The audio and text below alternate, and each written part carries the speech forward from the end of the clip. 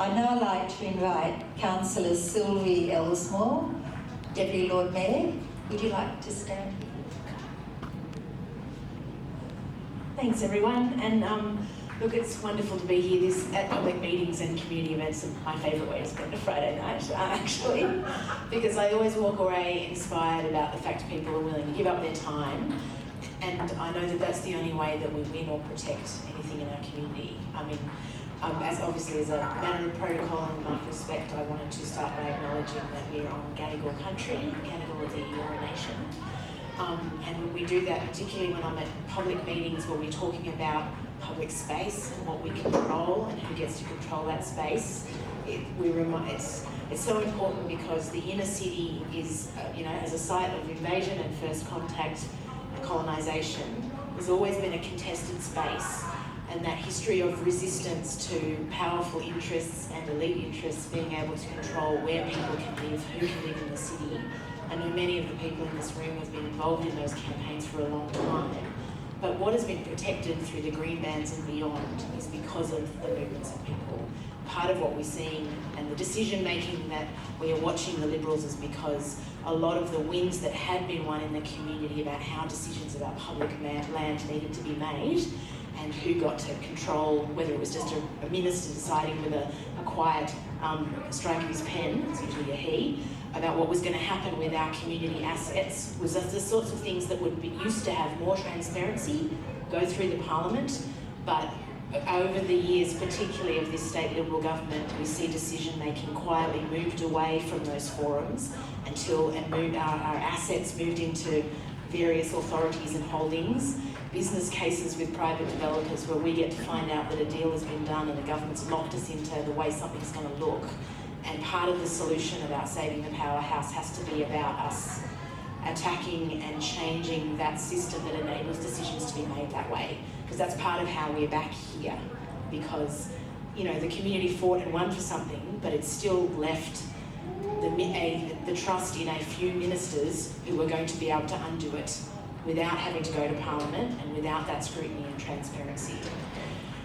I was also asked, this is a celebration of the powerhouse, so I wanted to say a couple of words. As someone who grew up around here, as many of you do, I really love the powerhouse, and I have really nice memories of what a unique space it is as a kid and as an adult, because it was one of the few places you could be hands-on. And I was really sad. I went there the other day on one of my rare weekend dates with my partner Ben, to go on dates at the powerhouse. And it's very obvious that there's a deliberate running down of the space. It feels like it's half a construction space. It feels deliberately empty, and we know that that's part of the strategy of saying, oh look, nobody's coming to visit. There's a few off one fancy addresses, and there might be a kind of, there's a Carla Zampatti party. I don't know who's a fan of Carla Zampatti, but in terms of one-off events that people might want to come to, but the rest of the time they're not maintaining it as a space. While it is still a museum and in public hands, one of the things we need to be smart about is ensuring that there is attention drawn to that, and that no matter what happens, because it will take years and years, even if changes go down the track, that we are keeping that space and maximising the public use of it. It is one of the ways that it gets protected, that a new generation of people get to enjoy it and love it. And I think I want that, because we're here to talk about some of the solutions we might have tonight and the strategies that we use.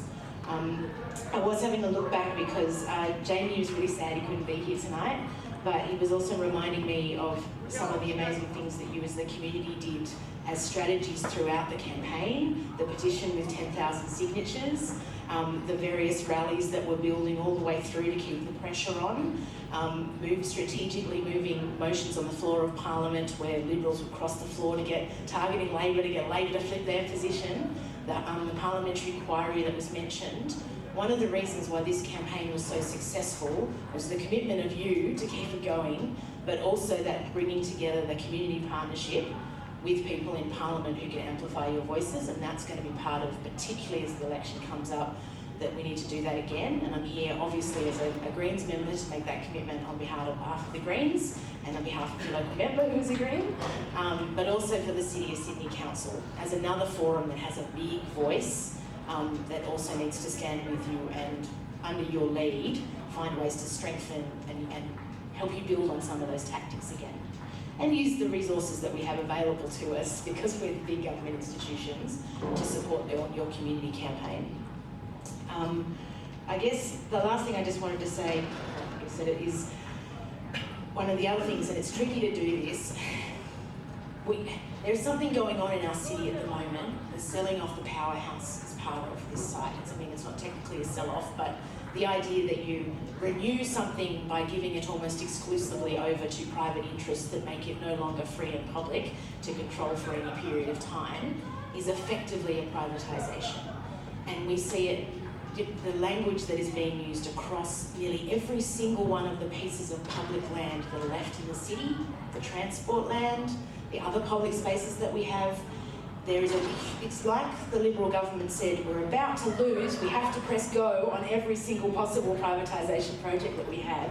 But particularly for people who live around here in Ultimo and Pyrmont, there is a huge proposal in terms of redevelopment for this area and more high-rise. And it means that the plan should be about how we grow the amount of public space and uses of those spaces that are free. The fact that the powerhouse currently has a lot of different spaces that can be used, and the forecourt was mentioned, but we should be celebrating and getting ready for the new community that's going to come and live here.